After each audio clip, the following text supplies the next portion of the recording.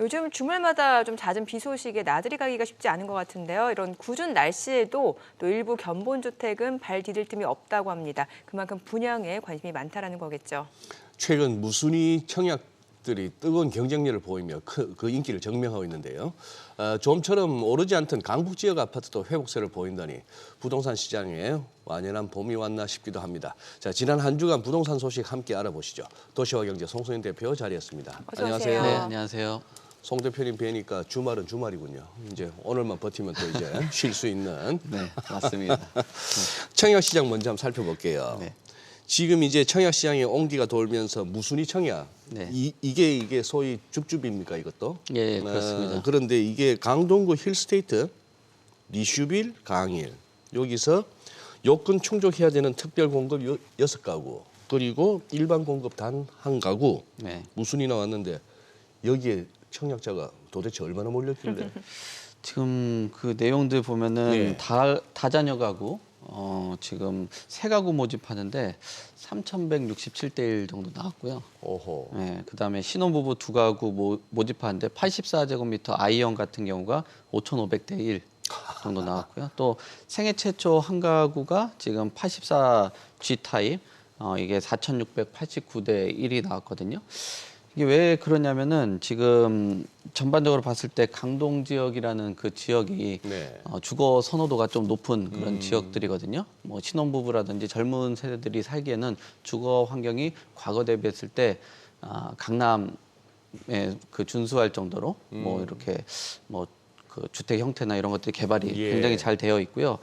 그렇다 보니까 많은 사람들이 이 지역이 관심을 갖고 있는 것 같습니다. 그리고 줍줍 물량들 보면 과거에 이제 취소된 그런 물량이거든요. 네. 과거라고 한다라면 결국은 가격이 굉장히 저렴하겠죠. 그래서 지금 분양 때 그 가격 대비했을 때도 한 3억 정도 그 저렴한 수준이다 보니까 이 분양을 받으시려는 분들, 내 집 마련하시려는 분들에게 뭐 이렇게 높아진 분양가 대비했을 때 싸다라는 건 굉장히 큰 장점이라고 볼 수 있을 것 같고요. 지금 이 무순위 청약이라는 게 단순 변심이라든지 또는 불법 전매나 그 부적절한 사유가 나면 취소로 나오는 그런 물량이에요. 아, 근데 그래요? 이런 물량이 자격 요건이 굉장히 좀 완화가 되어 있다 보니까 많은 사람들이 들어올 수 있는 환경이거든요. 어느 정도 수준이냐면은 2023년 3월 이후부터는 다주택자도 이제 그 무순위 청약에 신청을 할 수 있게 되고요. 그다음에 세대원하고 세대주가 다 신청을 할 수 있습니다. 그리고 심지어 외국인까지도 외국인도? 네, 청약을 할 수 있다 보니까 수요가 굉장히 커진 그런 상황이죠. 그렇다 보니까 지금 청약 경쟁률이라든지 이런 것들에 어마어마한 그런 가구의 그런 쏠림 현상들 나오는 거죠. 지금 6가구 모집하는데 16,000명이 청약했다라는 거는 정말 어마어마하죠. 그리고 이게 지금 앞으로 이런 물량들 같은 경우가 계속 나올 수 있다라는 뭐 기대감들이 있는 현장들이 있다 보니까 그런 현장도 지금 뭐 앞으로 좀 그 다음에 좀 다뤄드리긴 하겠지만 그 물량들이 나오는 부분에서도 많은 사람들이 또 관심들을 좀 갖지 않을까 뭐 그렇게 네. 보여집니다. 네, 이게 무순위 청약 인기가 사실 뭐 지난달부터 계속 높은 경쟁률을 기록한 것 같은데 뭐 서울뿐만 아니라 뭐 경기, 하남, 고양, 과천 또 뭐 좀 세종시까지 네. 일부 지방에서도 그 한두 가구 모집하는데 수십만 명이 몰리고 있다고 하는데 지금 분위기가 좀 계속 이런 상황인 건가 봐요. 그렇죠. 예, 뜨겁죠.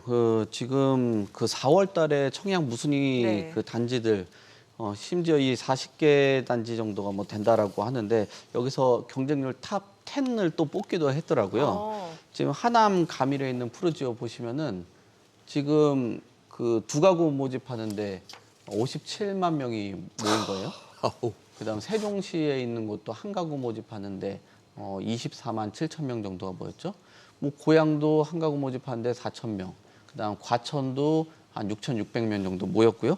여기서 그치지 않고 뭐 강동이라든지 은평, 성남 이런 곳에서도 뭐 지금 뭐 900대 1 정도 나오고 또 성남도 445대 1 정도 그 나오는 거잖아요.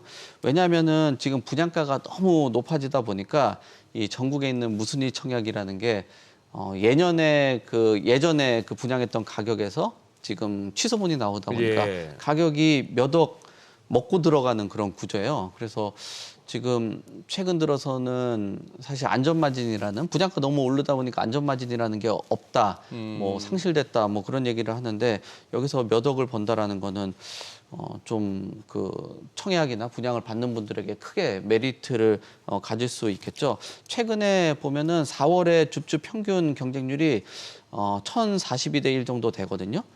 왜 이런 그 원인들이 생기냐면은 지금 1년 사이에 분양가가 약 한 17% 정도가 뛰었어요. 예. 그러니까 그 가격들 그렇죠. 또 최근 부동산원 자료들 보면 서울 기준으로 했을 때 7주 연속 집값이 상승하는 그런 국면으로 전환을 했죠.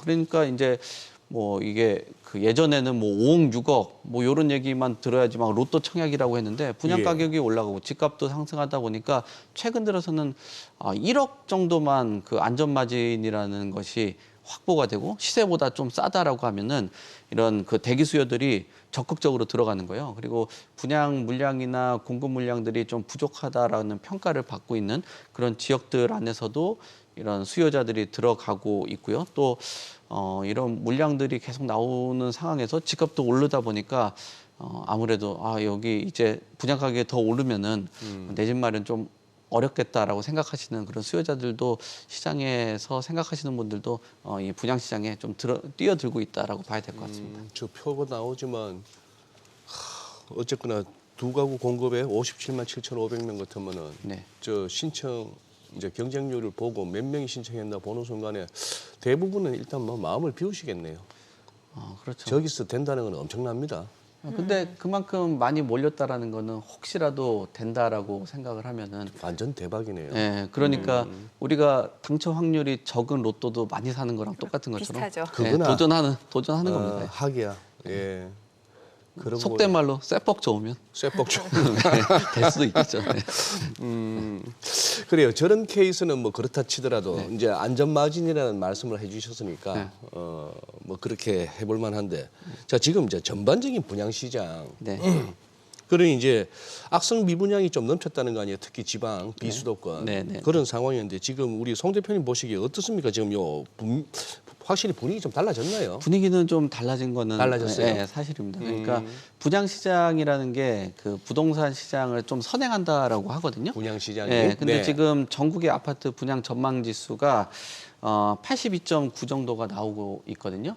이게 100을 기준으로 봤을 땐 낮을 수도 있는데 그 최근에 주택 가격의 동향하고 비슷하게 추이 자체가 좀 올라가고 있는 그런 구조라고 보시면 될 것 같아요. 네. 전달 대비했을 때는 7.4포인트 정도가 올랐고요. 비수도권 같은 경우도 약 한 8.9포인트 정도가 상승을 했습니다. 서울 같은 경우가 지금 한 2.3% 정도가 떨어져서 지금 97.7 정도를 기록은 하고 있는데 이런 그 분양 시장의 최근 들어서의 그 어떤 뭐 성적 뭐 이런 거로 봤을 때는 100 이하로 떨어졌다라는 게 오히려 의문이 될 정도로 뭐 이런 그 수치가 나오고 있는 것 같고요.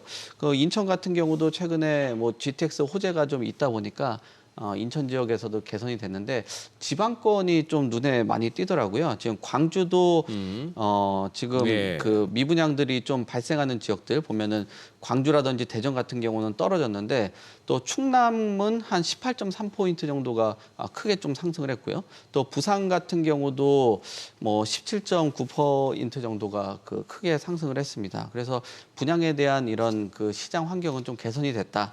다만 이런 그 개선이 됐다라는 것들이 분양 가격이 오를 수 있다라는 전망들이 지금 크거든요. 지금 5월에 분양 가격 전망 지수는 114.3포인트 정도가 올랐는데 전월 대비했을 때 한 7.2포인트 정도가 상승을 했습니다. 그러니까 분양 가격이 오를 수 있다라는 것들 때문에 어떤 공급자들도 가격이 좀 상승하는 거니까 본인의 사업 이익도 좀 찾을 수 있고요. 또 투자라든지 내 집 마련을 하시려는 분들 같은 경우는 분양 가격이 오를 수 있으니까 더 늦었다가는 이 분양 시장에 뛰어들지 못해서 나는 그 어떤 분양을 통해서 뭐 투자 수익을 좀 거둘 수 없다, 또 내 집 마련을 할 수 없다라는 것들로 뛰어들고 있는 것 같습니다. 왜 이런 현상들이 나타나고 있냐면은 지금 대외 환경 같은 경우가 좀 좋지 않은 환경이에요. 뭐 인건비라든지 또 원자재 가격이라든지 이런 상승이 있다 보니까 분양 가격이 좀 오를 수 있다라고 생각되고요. 지금 시장 환경이 개선되다 보니까 분양 시장에 그 적극적으로 참여하려고 하는 사업자들 같은 경우도 봤을 때는 지금 물량들을 열심히 내놓고 있는 것 같아요. 전월 예. 대비했을 때 한 7.2포인트가 상승을 해서 지금 107.2 정도를 기록을 했거든요. 그러면은 앞으로는 이런 분양 시장이 조금 개선이 되다 보니까 분양 관련된 또 공급자 또 분양 사업자들 같은 경우도 시장에 물량을 내놓을 가능성들이 좀 커졌다라고 보여집니다. 네. 이번 주 보니까 전국에서 7천 가구가 넘게 분양이 됐고 이제 5월 한 달 동안 사실 그동안 이제 분양이 좀 미뤄졌던 네. 단지들이 이제 줄줄이 분양 계획을 발표했는데 보니까 전국에 3만 6천 가구가 공급된다라고 하는데 최근에 보면 전셋값이 좀 올라갔잖아요. 네. 그럼 이게 좀 숨통도 트일 수도 있겠네요. 그렇죠. 아무래도 전세 물량 같은 경우는 지금 뭐 실거주 의무를 유예를 한 그런 상황에 뭐 있다 보니까 뭐 전국을 비롯해서 서울 안에서도 이런 그 전세 시장에 물량들이 나온다라는 거는 긍정적이겠죠. 왜냐하면 네. 이런 전세 물량이 재고주택 안에서도 물량이 있겠지만 신규주택 안에서도 전세 물량들이 있거든요. 봄철 보니까 지금 5월 둘째 주가 한 7천 가구 이상 분양을 하고 있습니다. 5월에는 뭐 3만 6천여 가구가 그 분양 물량을 예고를 했는데 이 물량이 어느 정도 크냐면은 전년 동기 대비했을 때 2배 이상 늘은 거예요. 네. 그러니까 물량들이 굉장히 크게 늘어났다라고 봐야 되겠죠. 수도권 같은 경우는 한 18,000여 가구, 또 서울은 한 2,300여 가구 정도가 있는데 경기도의 물량들이 지금 한 84% 정도가 포진이 되어 있다 보니까 이 수도권을 비롯한 경기도 물량 안에서 전세 가격에는 좀 안정을 키울 수 있겠다. 다만 지금 서울에는 한 2,300가구 정도가 그 예정 물량으로는 있는데 네. 지금 서울이 51주 정도가 지금 전세 가격이 상승하고 있는 상황에서 한 2,300여 가구가 뭐 단비로 좀 되기에는 조금 부족한 물량 아닌가라고 보여지고요. 지금 그 전세 물량들이 지금 들어오는 상황에서 뭐 계약갱신 청구권이라든지 뭐 이런 부분들이 도래하는 상황에서 많은 분들이 좀 이 전세 시장을 바라보는 좀 다양한 시각들이 있는데 지금 서울 안에서 좀 현장이나 실무적 안에서는 이런 입주 단지 안에서 입주가 되고 나서 전세를 맞추는 게 아니라 어느 정도 그 완공되는 시기에 맞춰 가지고 미리 선제적으로 뭐 전세 계약들 또는 암묵적으로 어떻게 보면 뭐 전세 청약 비스무리한 그런 형태까지 나올 정도로 그 전세 대기 수요가 굉장히 커진 그런 시장 환경이라고 봐야 될 것 같습니다. 예. 그럼 집값 동향도 한번 좀 살펴주시죠.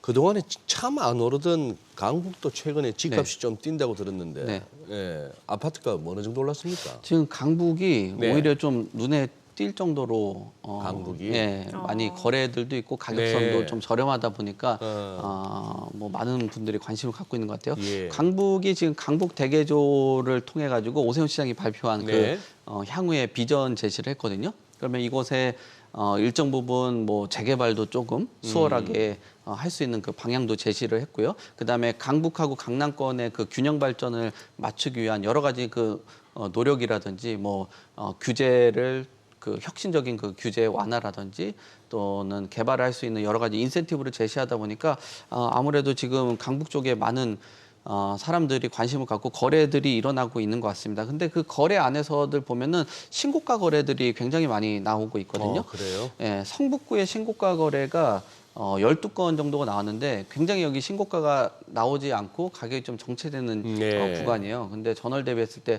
한 3배 늘었다라는 건 굉장히 좀 크게 볼 수 있을 것 같고요. 그다음에 상계 주공 같은 경우도 뭐 그 추가 분담금에 대한 우려들이 있긴 했지만 그래도 회복세에 좀 노렸다라고 보여지고 있습니다. 지금 신생아 특례를 비롯해 가지고 주택담보대출이 지금 한 3% 정도 수준으로 유지가 되고 있거든요. 그러면 한 3% 수준 정도의 신생아 특례가 해당되는 지역들이 많이 몰려 있는 곳들 이런 곳들의 쏠림이라든지 주택 매입 현상들이 좀 일어나고 있는 곳이 강북이다 보니까 그런 것 같고요. 특히 강북권 안에서 신생아 대출로 집을 사고 그 이제 매도를 통해서 자산을 매각하고 본인의 그 자산 이동하는 곳들 뭐 예. 이런 것들도 좀 나타나고 있는 것들이 강북권 안에서 많이 일어나지다 보니까 강북권의 집값 분위기가 상당히 많이 개선되고 변화가 있다라고 봐야 될 것 같습니다. 상황이 이러니까 예. 서울 안에서 중저가 아파트 찾기가 쉽지 않다면 실제로 지금 6억 원 미만 아파트 거래 비중이 역대 최저라면서요. 예, 지금 6억 원 미만의 아파트가 지금 어떻게 보면은 그 거래 시장 안에서 조금 많이 주목을 받지 못하는 그런 아파트라고도 좀 볼 수 있는 것 같고요.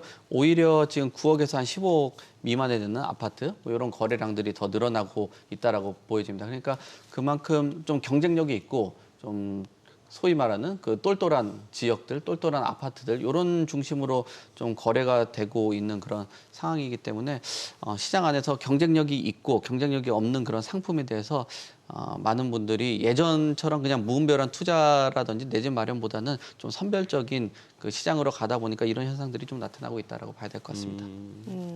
이제 또 뭐 재건축이 그렇게 뭐 생각만큼 쉽지도 않고 또 오래 걸리는 데다가 그러다 보니 이제 연식 짧은 신축 아파트 가격 상승세는 가파르고 네. 사람들이야 누구나 또 새 집에 살고 싶은 그게 네, 있고. 근데 이제 집값이 비싸고 분양가 워낙 높고 네. 또 최근 들어서는 약간 그 시공에 대한 불안감도 없잖아 있다 보니까 신축보다는 조금 연식된 그 준신축이라 해야 되나? 네. 뭐 이런 쪽으로 그 10년 이하 아파트 네. 이쪽이 좀 많이 관심을 끈다고요? 네, 10년 이하 아파트 같은 네. 경우는 커뮤니티라든지 네. 그 본인이 살 수 있는 그 뭐 주거 환경이라든지 뭐 이런 부분들이 좋다 보니까 그래도 최근 분양된 아파트보다는 예. 가격적인 부분이라든지 이런 부분이 좋고 하다 보니 가성비가 좋은 아파트라고 볼 수 가성비가 있겠죠. 좋다. 근데 20년이 초과된 아파트는 재건축에 대한 그 부담감들도 현재 있는 그런 상황이고 네. 또 아무래도 커뮤니티라든지 주거 만족도 부분에서 좀 떨어지다 보니까 이런 그 매매가 변동률에 좀 영향을 좀 주지 않았나 그렇게 보여집니다. 네, 알겠습니다. 오늘 내용 잘 들었습니다. 네, 고맙습니다. 고맙습니다. 감사합니다. 네.